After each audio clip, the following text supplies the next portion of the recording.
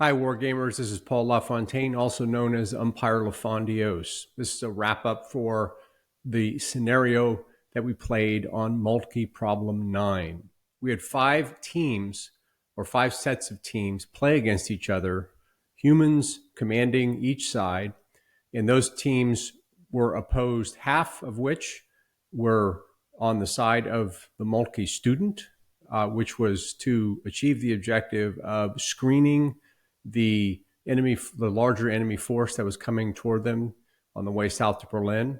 And the other teams were playing that larger enemy force. So we have 2 awards today. The first is for the player who played the Moltke student who came the closest to what we think is a good solution.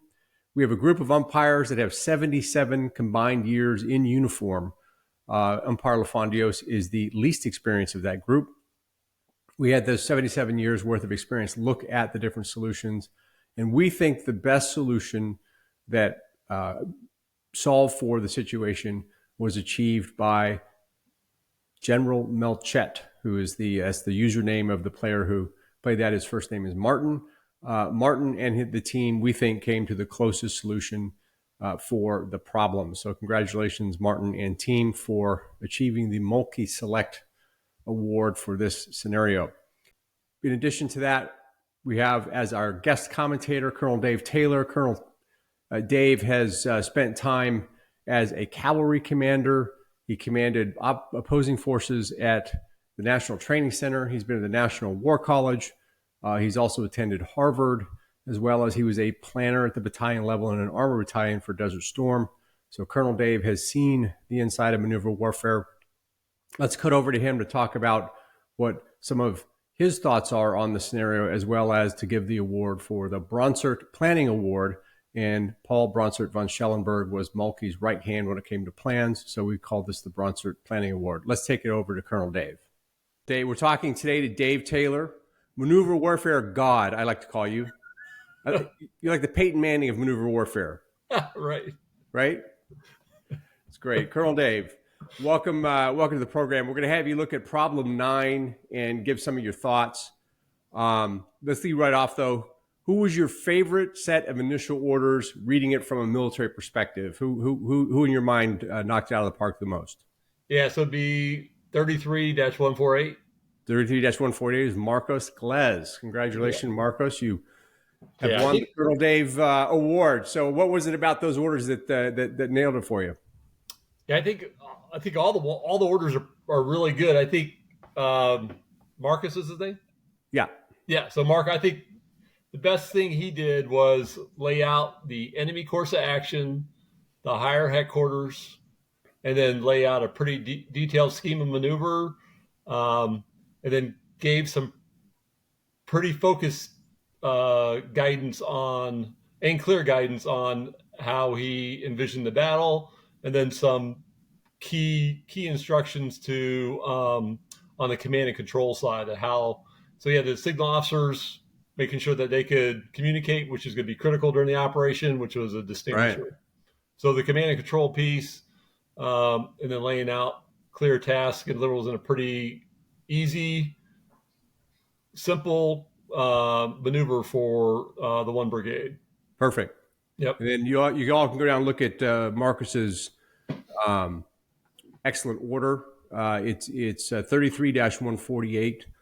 Yeah. And they, in fact, did really well in the scenario and were able to dominate the battle space. How about that for I think when you're giving orders, you want to talk about the terrain and enemy first, yep, and then lay out task and purposes for your subordinates. But I think everyone did a pretty good job, not to get in too much excruciating detail to direct, but more mission type orders. Yep. And then you got to make sure you talk sort of what the decisive point of decisive terrain and how you're going to array your forces to do that. And then any of those combat multipliers or warfighting functions such as artillery or reconnaissance or engineers, make sure you highlight where they are. So usually, you talk reconnaissance, you talk main and supporting efforts.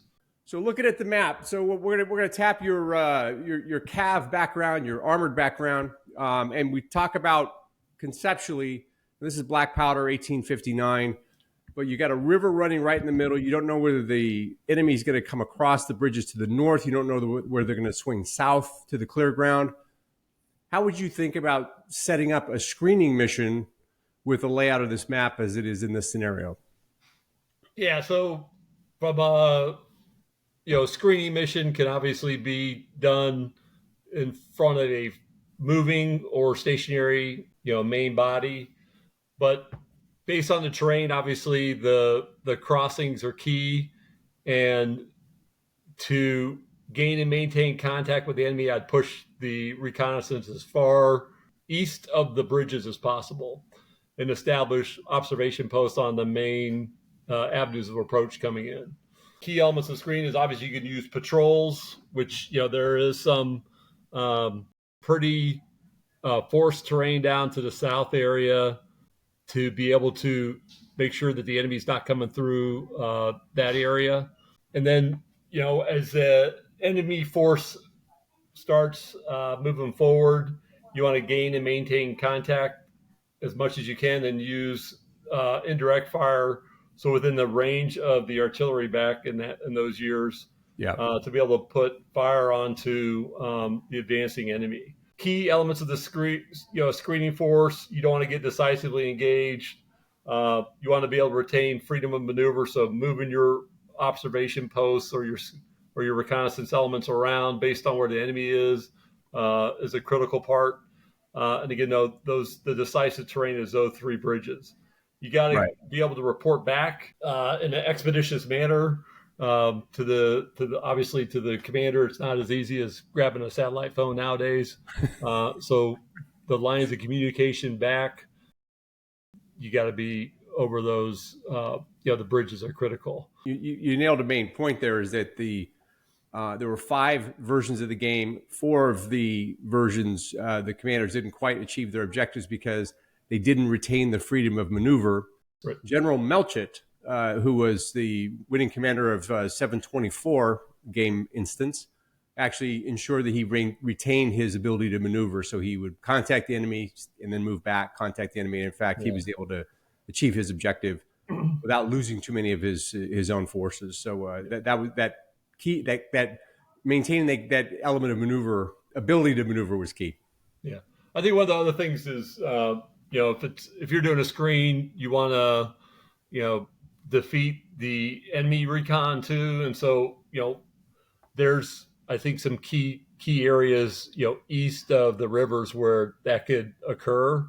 So you want to be able to, although you want to make sure the scout screening primary or cavalry primary purpose is to check the main body, but you got to be able to take out the enemy's eyes as well. And so that's another thing that there's some areas to the east of the bridges that could be conducive to doing that. Oh, that's an interesting idea. The cavalry kind of taking out the enemy cavalry. What's your so the main body of your screen? So you've got a screen with some patrols, then you've got your main body of your screening force in general. Would you put that more north, or would you have kept that toward the south? What's your instinct on that in terms of on the west side of the river? On the east side or west side of the river? So you push patrols to the east side, as you were saying. Yep.